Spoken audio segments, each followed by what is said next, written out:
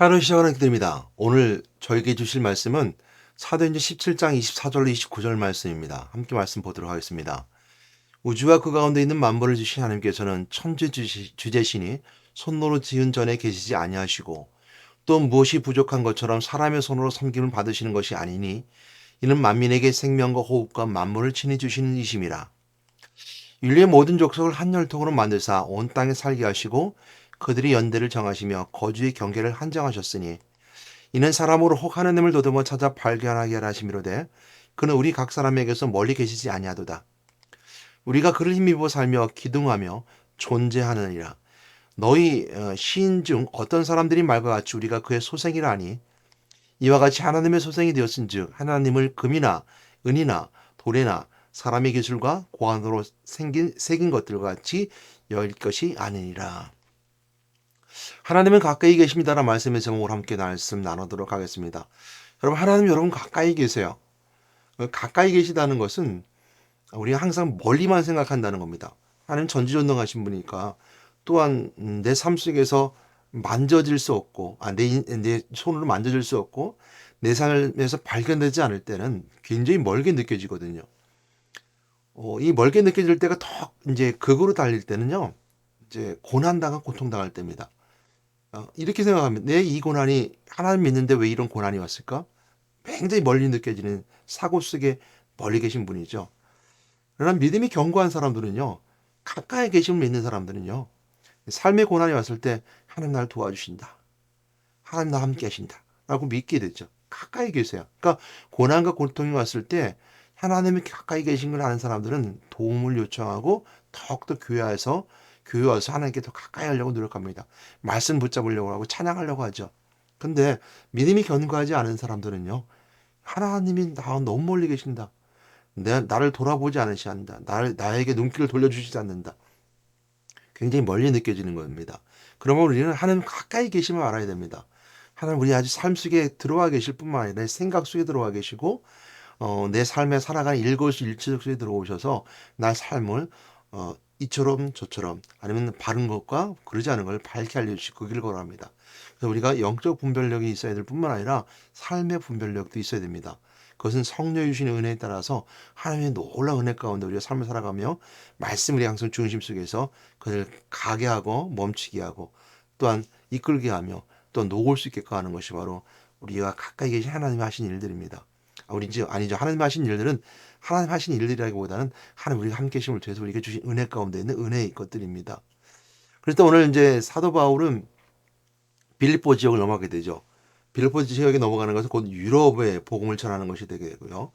아시아에만 복음을 전하다가 성령 인도하심에 따라 이제 빌립보 지역을 넘어가게 됩니다. 빌립보 지역을 넘어서 유럽의 복음을 증거되게 되고 루디아는 여자를 만나게 됩니다. 교회가 세워지게 되고 또 귀신 들리는 여정을 또 고쳐지고 어려운 환란 가운데 있으면서도 고린도에서 이제 빌립보 밑으로 쭉 내려옵니다. 그래서 교회를 복음을 전하게 되고 그 베레아를 전하게 되고 그리고 아덴을 내려오게 됩니다. 물론 그 과정이 굉장히 힘들었었습니다. 사람 만나는 사람마다 어려웠었고요. 근데 아테네에 오보니까 와 아테네는요 철학의 도시입니다. 오늘도 마찬가지 철학의 도시고 아테네에는 많은 철학들이 성행해 있었고 굉장히 유명한 사람들이 있었습니다. 그래서 아테네에서 가보니까 사도 바울이 들어간 입구에 이런 말을 써 있는 거 봤어요. 알지 못하는 신에 대해서. 그러니까 굉장히 철학적 사고 같아요. 우리가 알지 못하는 신. 그 신을 안 알면 안 되는 거거든요. 신이라는 것을 아는 순간 알음이라고 하는 지식 속에 신은 묶여버리게 말아요. 그러니까 지식 속에 갇혀버리죠. 그렇기 때문에 알지 못하는 신은 굉장히 철학적 사고 같아요. 그래서 사도 바울은 굉장히 순수하고 진지했습니다. 그렇게 받아들이지 아니하고 알지 못하는 신을 내가 소개하겠다. 너희 생각하는 알지 못하는 신에 대해서 그래 너희도 알지 못하지만 나는 그 알지 못하는 신을 너희들에게 분명하게 보여주겠다. 설명하겠다. 아니면 너희들에게 증명하고 증거하겠다라고 사도 바울은 이제 결단하고 그들에게 복음을 전합니다. 그래서 아레오바고라는 언덕에 가서 복음을 전하게 되는데요. 이 아레오바고 언덕이라는 것은 오늘도 그런 게 있지만 그 철학의 도시 아테네에서는 누구든지 그 아레오바고 언덕에서 자신의 철학을 설명하고 설파하는 거죠.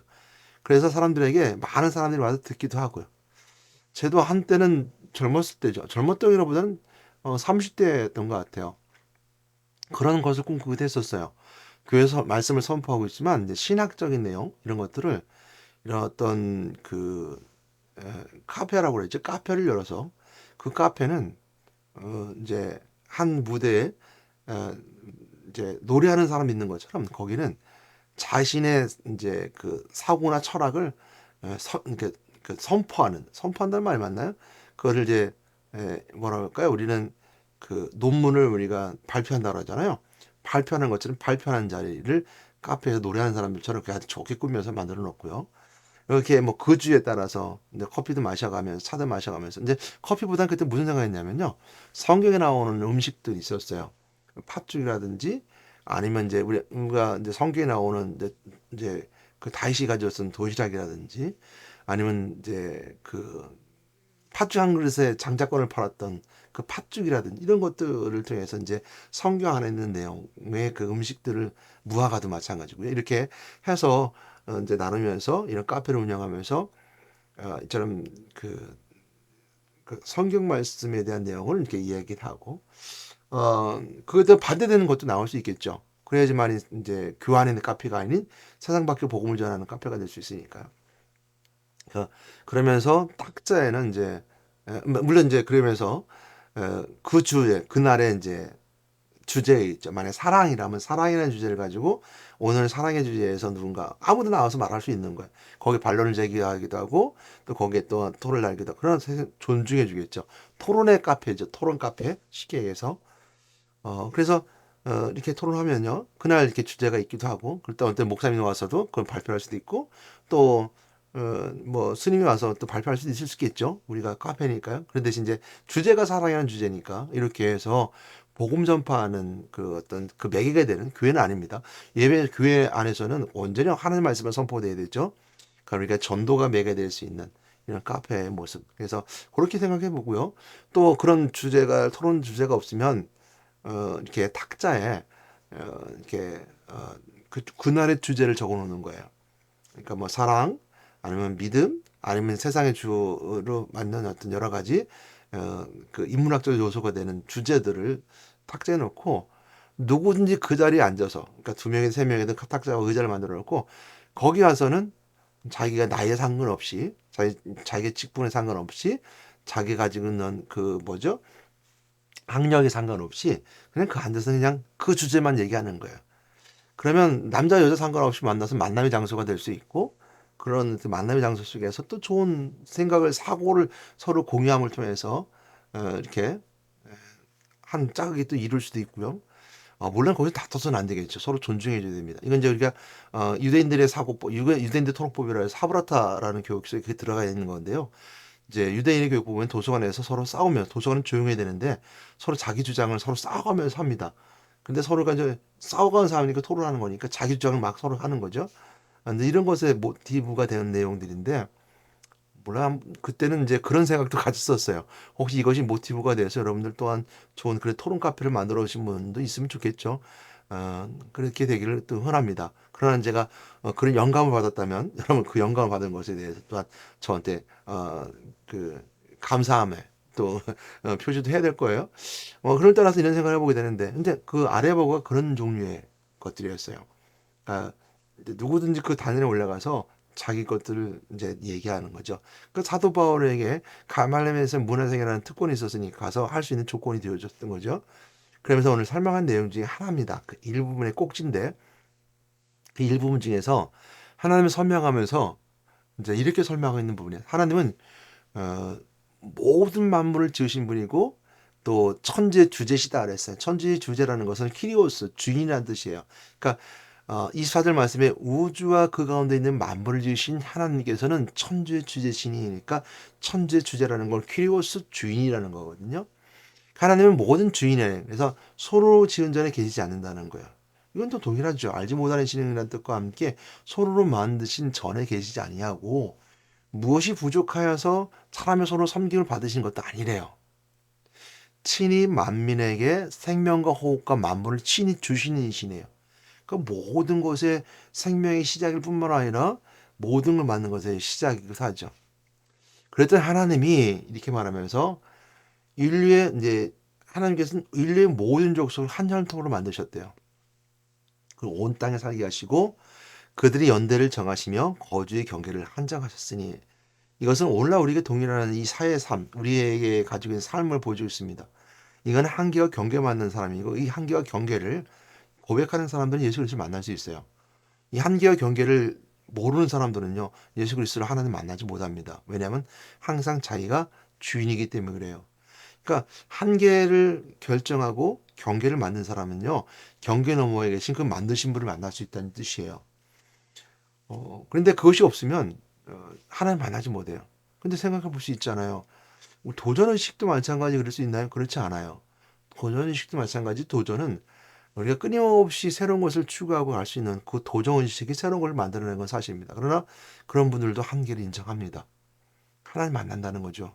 그래서 과학자들도 또 우주를 연구하는 우주 연구자들도 우주를 발견해서 무한한 우주를 보고 지구 너머의 세계를 발견해도 하나님을 믿는 분이 있어요. 왜냐하면 그 우주 너머에도 한계를 결정하기 때문이죠. 우리가 하는 건 그 블랙홀을 발견한 그 빅뱅을 통해서 블랙홀을 발견한 사람들도 마찬가지로 그 한계가 있는 거예요. 어떤 한계죠? 블랙홀이라고 하는 한계를 가지고 있어요. 그 블랙홀이라는 것을 경계를 만남을 통해서 그 한계를 결정하는 거잖아요. 그러니까 누구든지 한계와 그 경계를 정하는 사람들은 하나님 만날 수 있죠. 그런 의미 봤을 때 하나님이 모든 걸 만드셨다는 거예요. 한계를 만드시고 경계를 만드시는데 왜 그러셨을까? 라고 하는 것에 설명해요. 이렇게 왜 그랬을까라는 것을 출발하면서 시작하게 되는 것이 바로 그 내용입니다. 왜 그러셨을까라고 한다면 그 말씀 속에 있는 은혜 속에서 혹 더듬어 사람들이 하나님을 찾고 발견하고자 원합니다. 이렇게 말씀하고 있어요. 그러니까 한계 속에서 그 한계와 경계 속에서 찾는 거죠. 뭔가 이 한계 너머에 하나님을 찾게 되고 또 발견함을 통해서 하나님을 알아가기 위함이다. 라고 우리에게 설명해 주고 있는 내용들이 바로 그곳에 있게 됩니다. 그런 의미에 봤을 때 우리가 말씀 속에 있는 것이 바로 생각할 수 있는 것이 바로 사도 바울이 하나님을 설명하고 있는 장면입니다. 그래서 하나님께서는 한계를 정한 것을 이렇게 보여주게 되죠. 이렇게 하나님을 설명해 주면서 그 뒤에 말씀이 그 말씀하고 있는 내용들이에요. 우리가 그 한계에서 발견함을 통해서 그 안에서 살아간다는 거예요. 그래서 하나님을 설명해 주고 있어요. 그 안에 기둥하고 살아가며 그 안에서 그리스도를 발견하고 알면서 살아가는 의미가 바로 그곳에 있게 됩니다. 그걸 통해서 우리가 하나님 만나게 되고 사실은요, 보게 되면 사도 바울은 그 뭐라고 할까요? 이 아덴에서 많은 사람들을 복음으로 인도하지 못했어요. 그러니까 아레바고에 있는 그 관리하고 몇몇 여자만이 이제 아테네에서 복음을 듣고 또 회심하고 돌아오게 되는데 많은 열매를 맺지 않았지만 저는 그렇게 생각합니다. 그 아레바고의 관리가 예수를 믿고 영접하고 했다는 것에 큰 은혜가 되는 것은 또 기분이었다고 하는 것처럼 철학적 사고가 한 사람이 돌아와서 그 그리스도를 믿으면요 많은 열매를 맺게 돼요. 철학을 통해서 하나님께 영광을 드리게 되고요. 또한 그런 어떤 과학에 발달된 그 과학의 사고 속에 있던 사람들이 예수 믿게 돌아오면요. 그 누구마다도 창조 속에서 모든 과학의 그 발전 속에서 창조주 하나님을 발견하게 돼요. 그럼 우리 창조과학에서 얘기할 때 그런 얘기 하잖아요. 지구에 생성되게 됐던 어떤 퇴적화된 화석을 통해서 어, 노아의 방주 시대에 뒤집어진 세계를 그래서 노아의 방주의 세계를 증명해내고 있잖아요. 그러니까 퇴적층이 어떤 데는 이제 깊은 내면 속에 깊은 퇴적층의 순서대로 가야 될 거 아니에요. 근데 그들 있는 그 지구 속에서 뭐 쌓이면 그 맨 밑에가 이제 처음 오래된 그 연대잖아요. 그런데 그리고 땅과 바다가 구별되는 것처럼. 근데 뒤집어져서 이제 연대가 바뀌는 경우가 있어요. 그건 세상이 뒤집어졌다는 거거든요. 그러니까 땅이 있는데 그 위에 물고기 있고 물고기 있는데 땅이 있고 이러면 이제 바다가 있는데 육지로 바뀌었다가 육지도 바다가 바뀌었다는 것처럼 연대가 어떤 시대가 바뀌는 것처럼 이런 과학적 사고를 통해서 그 속에 하나님을 발견하는 사람이 있어요. 그 연구가 많은 사람들로 하여금 창조주 하나님을 발견하게 만들죠. 한 사람이 굉장히 중요한 겁니다. 그러니까 리더십이 있는 한 사람을 발견을 통해서 변화됨을 통해서 많은 사람을 변화시키는 것처럼 아래보고에서 많은 사람이 예수 그리스도를 믿고 영접함을 통해서 바뀌지 않았지만 저는 그들에게 소중한 사람들이라고 생각합니다. 근데 실질적으로 이제 아테네에서 가장 큰 문제가 됐던 것은요. 이제 나중에 이제 많은 사람들이 이제 갈라지게 된 것. 많은 사람이 듣고자 했거든요. 근데 이 바울의 말을 듣고자 했는데 바뀌게 된 것은 죽음과 부활에 대한 문제였었습니다. 그 죽은 자의 부활을 설명함을 통하여서 사도 바울이 강조하니까 이 사람이 철학자들은 거기에서 인정을 못했던 거거든요. 왜냐하면 당시 철학도 그렇고 오늘날 철학도 마찬가지지만 철학은 죽음으로부터 출발합니다. 그러니까 불교는 철저히 철학의 중심으로 된 종교가 불교예요. 왜냐하면 죽음의 단계를 못 벗어나고 누구나 다 죽는다가는 깨달음 속에 들어가기 때문에 불교는 철학적인 종교예요. 그래서 불교에서는 깨달음을 굉장히 중요시 여기고요. 그 삶 속에서 그런 삶을 살아내는 것이 그냥 그렇게 살아 그게 인생이야 라고 하는 것이 굉장히 중요한 요소로 작용합니다. 근데 그런 것들이 사람들의 위안을 주죠. 그래 인생은 그런 인생이지 뭐 다 그렇게 인생 그렇게 살아가는 거야. 나만 당하는 고난이 고통이 아니야. 그냥 인생은 그런 삶이야. 라고 이제 인정하는 것이 철학적 사고 나오는 열매들이거든요. 그러니까 아테네에서도 마찬가지로 이 철학을 따랐던 사람들이 가장 큰 바울과의 대립점을 가졌던 것은 부활입니다. 그러니까 부활을 믿지 못하게 되는 거죠. 그러니까 육체 안에 영혼은 육체 안에 있는 영혼으로 끝나는 거예요. 그래서 육체에 벗어나 영혼이 있는 게 아니거든, 철학은. 그러니까 철학적 사는 사람은 항상 그 중심, 인문학적, 사람 중심이고 생활의 관계 중심이다 보니까 항상 그 속에 틀이 박혀 있는 거예요.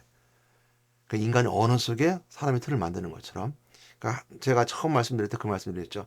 신이라고 했을 때, 하나님이라고 했을 때, 하나님이라는 말 자체 속에 하나님에 구속하게 되면 하나님이 될 수 없다. 왜? 하나님 만드는 말과 하나님이라는 말하는 말과 생각 속에 하나님을 갇혀버리기 때문이다. 이건 철저히 철학적 사고이죠. 그런 하나님 중심에서 하나님 모든 만물의 철학에 넘어 계신 육체에 제한되고 육체의 틀 속에 있는 영혼이 아니라 육체를 벗어나서 영혼이 육체를 지배하고 있기 때문에는 그걸 우리가 크리스찬이다라고 하고 우리 하나님 믿는 믿음의 사람들이 말하면 그것이 바로 우리가 기독교는 종교가 아닙니다라고 말하는 이유가 바로 그겁니다. 그래서 종교는 철학으로 중심되는 걸 종교라고 그래요. 그래서 많은 그 대한민국에 종교를 구분할 때 기독교, 불교 이렇게 나눌 때 종교과라고 하는 것은 바로 철학을 기반한 카테고리의 나눔이기 때문에 그렇게 하거든요. 그래서 종교성이라고 말하지만 크리스찬들은 기독교는 절대 그리스도교는 종교가 아닙니다. 종교라고 하는 틀 속에 갇힐 수 없습니다. 왜? 영혼이 육체를 벗어날 뿐만 아니라 육체를 지배하죠. 그래서 영혼이 잘 된 것이 범사를 잘 되는 것처럼 하나님이 영혼을 붙잡음을 통해서 영혼이 잘 되는 자는 육체의 삶을 죽음을 두려워하지 않는 거예요. 그래서 그것이 보여주는 것이 부활입니다. 그 부활을 통해서 우리가 세상에서 왕 같은 세상의 역할을 감당하고 왕의 역할을 해서 선포할 수 있는 것은 바로 그런 의미가 있어요. 저는 그들에게서 하나님을 소개했었고 그러면서 말하기를 이는 사람으로 혹 하나님을 더듬어 찾아 발견하려 하심이로다. 그는 우리 각 사람에게 멀리 계시지 아니하도다. 라고 말씀하고 있습니다. 그러니까 인간의 한계와 제한을 인정하고 물론 그렇다고 해서 우리가 창의적인 사고를 제한한다는 얘기는 아닙니다. 창의적인 세계에 넘어 있는 제가 다른 말을 표현할 때 그런 말을 하는데 무로서 유로 창조한다 그랬을 때 무 너머에 계신 분은 무라고 생각하는 없음에 있는 국한된 그 없음에 제한된 하나님이 아니라 없고 있고 너머의 차원 너머에 있는 1차원, 3차원, 4차원 너머에 계신 다른 차원의 개념에 너머에 계신 하나님. 차원을 만드시고 물을 만드신 하나님. 그런 물을 만드시고 무에서 유를 만드신 하나님. 그 하나님을 말했을 때라고 말하는 것이죠. 그래서 그 하나님이 우리와 가까이 계시다라는 것을 우리가 한계를 인정하고 또한 연대를 인정할 때 하나님을 만날 수 있고 하나님 찾아와 주신다는 거예요. 그래서 우리가 신앙생활을 통해서 나의 한계를 인정하고 용서해 주세요라고 하는 것. 회개는 그 시작점부터 출발하거든요. 회개 시작점은 내 한계를 인정할 때 시작하는 겁니다. 그래서 연약한 그때 예수님 찾아오시는 거. 그래 여러분들이 힘들 때 하나님 만나게 되는 거죠. 바로 그 의미거든요. 부자는 하나님 만나기가 어려워요. 왜? 부자가 부자는 낙타가 바늘길을 통과하는 것처럼 어렵다는 것처럼 하나님 만나기가 어려운 거예요. 부자는 한계를 정하지 않기 때문에 그래요. 부자는 교만에 앞서기 때문이고, 아담과 하와를 넘어뜨던 마귀도 교만에 앞섰기 때문에 타락했고 아담과 하와를 유혹했어요. 그것은 한계를 넘어간 하나님의 범위를 벗어난 행동이었기 때문입니다. 하나님 벗어난 것이 아니라 하나님을 벗어나고자 했던, 하나님 저에 대한 경계를 넘어서고자 했을 때 생겼던 교만이었기 때문입니다. 넘어설 수 없죠. 그렇기 때문에 마귀도 그렇고 아담과 모든 인류도 하나님의 주제 속에 있는 거, 하나님의 통치 속에 있는 것이고 하나님 속에 있는 거예요. 그래서 하나님을 우리 하나님을 인정한다는 것은 바로 회개고, 회개는 바로 저런 나의 삶의 한계를 인정하는 거예요. 내 힘으로 할 수 없습니다. 나는 할 수 없습니다. 그러나 하나님 할 수 있습니다. 제자들이 물었잖아요. 낙타가 바늘길에 들어간 것이 어려우면 그럼 누가 그 하늘나라 가겠습니까? 라고 예수님께 물었어요. 제자들이. 했더니 사람으로 할 수 없으나 하나님을 할 수 있느냐, 이렇게 말씀하고 있잖아요. 그 예수님께서는 그 안에 하나님이 계셨기 때문에, 하나님의 육체로 거하신 그 충만을 있었기 때문에 예수님은 하나님이시며 하나님을 하실 수 있다는 말씀 속에 그리스도의 은혜 가운데 그 비밀을 우리가 알려주신 거죠. 그러면 우리가 한계를 정한다는 거, 회개한다는 것이고 돌이킨다는 것이고 하나님 나를 하여 주시옵소서라고 고백하는 것이기에, 주제 속에 하나님의 천지의 주제, 즉 천지 주제이신 주인이신 그리스도에게, 퀴리오스에게 내를 맡기고 삶을 살아가는 거예요. 그러면 우리가 하나님 나에 가까이 계시는 거예요. 하나님 가까이 계신 걸 알 수 있고 하나님 가까이 계신 것을 발견할 수 있을 뿐만 아니라 하나님 가까이 계심을 경험하면서 살아가는 것이 뭔지 아세요? 교회 안에 계시는 거예요. 또 교회 안에 계시지 않는다면, 교회는 그리스도를 고백하는 교회를 말합니다. 우리가 손을 지은 전이 아니라는 것처럼 그리스도를 고백한 교회, 그리고 내 반석에 내 교회를 세우리니 했던 그 고백에 세워진 교회, 예수님께서 내 몸이니 머리진 그리스도에 따라 지쳐 있는 우리라는 것이 있어서 그 교회, 사도 바울이 왜 내가 날 핍박하느냐, 주여 누구시오니까, 그러니까 내가 핍박한 예수라 했을 때 사도 바울이 핍박했던 교회에 동일시했던 예수님의 그 교회, 그 교회에 계시면 하나님 만날 수 있는 거예요. 가까이 계심을 경험할 수 있는 거예요. 그래서 예배를 통해 하나님 만날 때 경험하는 거예요. 하나님 가까이 계시는구나. 그 가까이 계시는 걸 인정할 때 뭘 우선해야 된다 그랬어요? 내 한계와 경계를, 거주 경계를 정하는 거예요. 근데 그 말씀 한번 생각해 보시는 게, 보세요. 인류의 모든 족속을 뭘 했어요? 한 혈통을 만드셨다 그랬어요. 온 땅에 살기가 쉬고 그랬어요. 우리가 민족이 구별되어 있잖아요. 이제 우리가 아는 것처럼 얼굴 하얀 백인종, 올까만 흑인종, 얼굴 누런 하인종, 이게 종별로 나눠져 있고, 또한 게르만 민족, 유대 민족, 또 우리가 아는 것처럼 몽골이 있는 몽골인, 이 민족이 다 나눠져 있잖아. 우리가 아는 그 언어 민족, 남과 북에 있는 우리 한반도의 민족, 일본 민족 다 다르잖아요. 근데 모든 혈통을, 인류의 모든 족속 한 혈통을 만드셨다 그랬어요. 그러니까 우리가 민족을 넘어서는 것은 넘어서는 거예요. 그러나 하나님 앞에서는 다 모두가 경계가 있어요. 그걸 인정하는 거예요. 하나지만 우리 하나 속에 인정하는 거예요. 한계를 결정하는 거예요. 그리고 경계를, 거주의 경계를 정하는 것처럼 결정하는, 경계를 우리가 한정하는 거예요. 그럼 우리가 하나는 볼 수 있고 나를 볼 수 있어요. 나를 발견할 수 있어요. 나는 이만큼 못해, 안 돼. 근데 거기에 하나님 나와 계신 뭘 발견할 수 있는지 아세요? 다른 걸 발견할 수 있는 거예요.